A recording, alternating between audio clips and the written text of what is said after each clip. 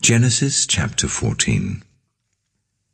At the time when Amraphel was king of Shinar, Arioch, king of Ellasar, Kedorlaomer, king of Elam and Tidal, king of Goyim, these kings went to war against Bera, king of Sodom, Birsha, king of Gomorrah, Shinab, king of Admah, Shemeber, king of Zeboyim, and the king of Bela, that is Zoar. All these latter kings joined forces in the Valley of Siddim, that is the Dead Sea Valley. For 12 years they had been subject to Kedorlaomer, but in the 13th year they rebelled.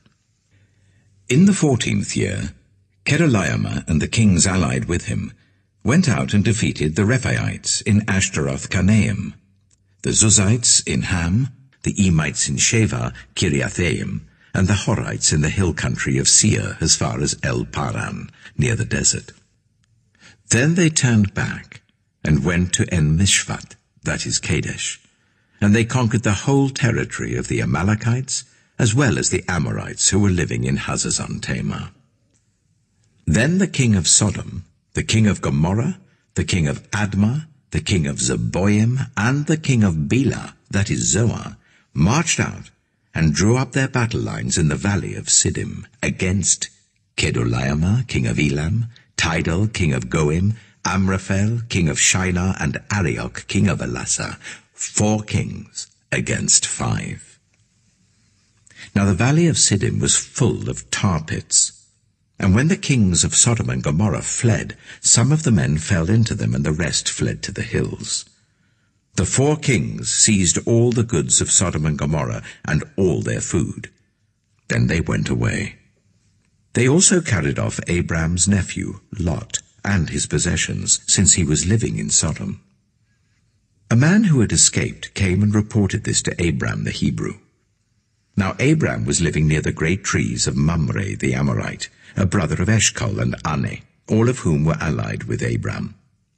When Abram heard that his relative had been taken captive, he called out 318 trained men born in his household, and went in pursuit as far as Dan.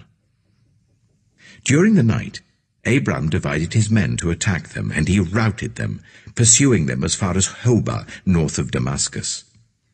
He recovered all the goods and brought back his relative Lot and his possessions, together with the women and the other people. After Abram returned from defeating Kedorlaomer and the kings allied with him, the king of Sodom came out to meet him in the valley of Shaveh, that is the king's valley. Then Melchizedek, king of Salem, brought out bread and wine. He was priest of God Most High, and he blessed Abram, saying, "Blessed be Abram by God Most High, creator of heaven and earth, and praise be to God Most High, who delivered your enemies into your hand." Then Abram gave him 1/10 of everything.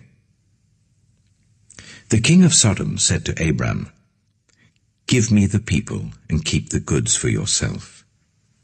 But Abram said to the king of Sodom, "With raised hand I have sworn an oath to the Lord, God Most High, creator of heaven and earth, that I will accept nothing belonging to you, not even a thread or the strap of a sandal, so that you will never be able to say, 'I made Abram rich.'